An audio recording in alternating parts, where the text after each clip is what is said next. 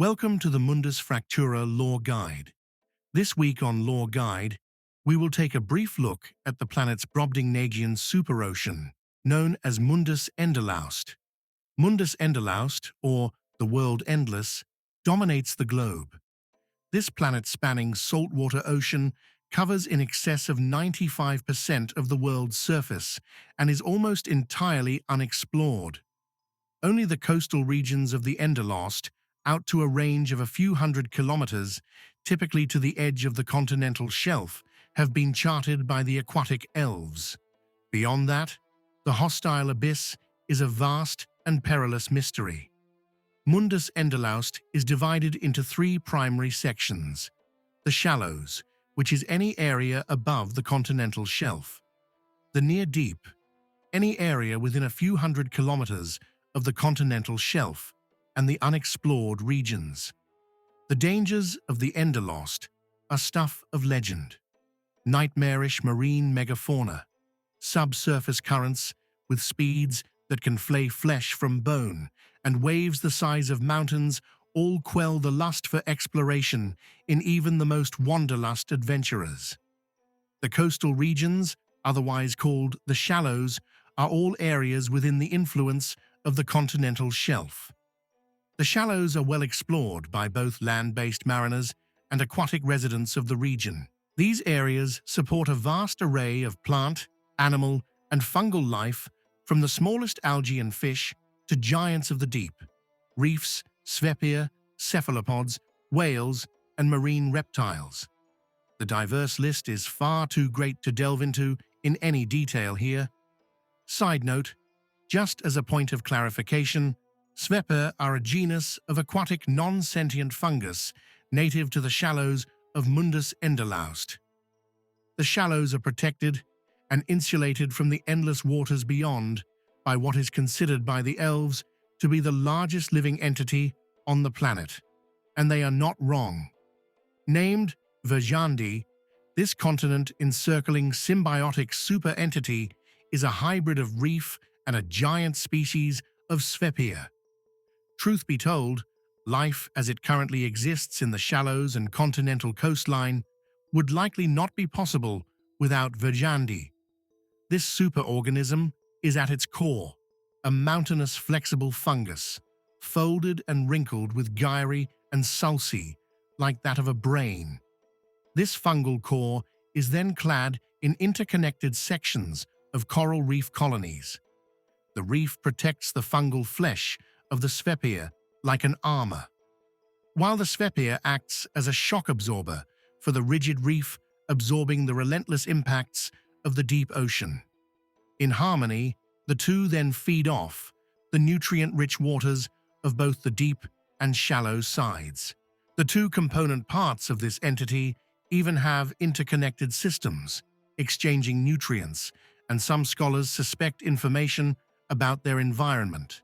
The structure serves both as a damper and dissipator for the crushing titanic waves of the open ocean, and as a natural barrier, its cuspated coral structures acting like a razor-wire fence, protecting the inhabitants of the shallows from the leviathanic creatures found in the depths beyond. Of the known horrors of the open deep, the marine megafauna rule uncontested. The animal life of the open ocean seems prone to gigantism. In the near-open ocean, it would seem that the predators rule.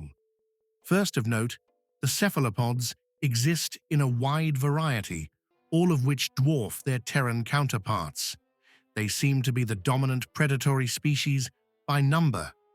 That said, there are broadly conflicting reports regarding these immense octopus-like creatures. Some note them as gentle giants, intelligent and peaceful. Other reports call them unholy, horrifying demons, merciless and brutal hunters that devour all in their path. The next most populous of the known open ocean predators are the marine reptiles, truly massive mosasaur and plesiosauria variations, all which, again, dwarf any analogous species found here on Earth. But by far the species that dominates the near-deep open ocean, the greatest by both population and variation, are the gelatinous zooplankton. The common jellyfish is a gelatinous zooplankton. In fact, all jellyfish are gelatinous zooplankton, but not all gelatinous zooplankton are jellyfish. These creatures are the distant cousins of modern jubilee and gelatinous cubes, and all land gelatinoids, having at some point in the planet's distant history shared a common ancestor.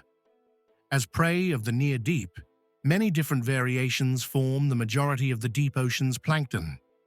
As predators, they come in all sizes, the biggest of which share near apex predator spots with the top cephalopod and marine reptile species. Gargantuan, crabs and other aquatic arthropods have also been noted in the near deep. Little is known about these armored titans.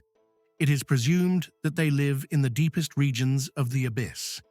Occasionally, the most mammoth of these crustaceans will attempt assaults on Verjandi, punching temporary breaches through to the shallows.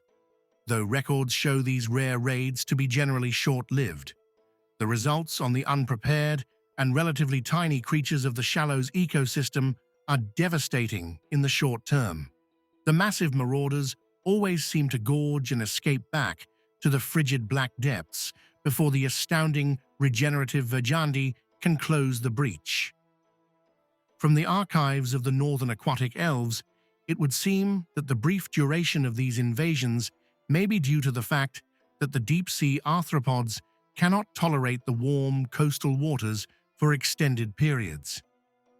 There is only one record from the 7th era, or the Grim Time, which tells of a particularly large mammoth crab becoming trapped on the shallows side. The beast succumbed to the warm waters within only a few hours after its initial arrival. The tales of Mundus Endalaust are, as its name would imply, endless. It is a topic that we will undoubtedly explore more of in the future. But that is all for this time. I hope you have enjoyed this episode. Stay tuned for future lore, guide shorts, and thank you for listening. Goodbye for now.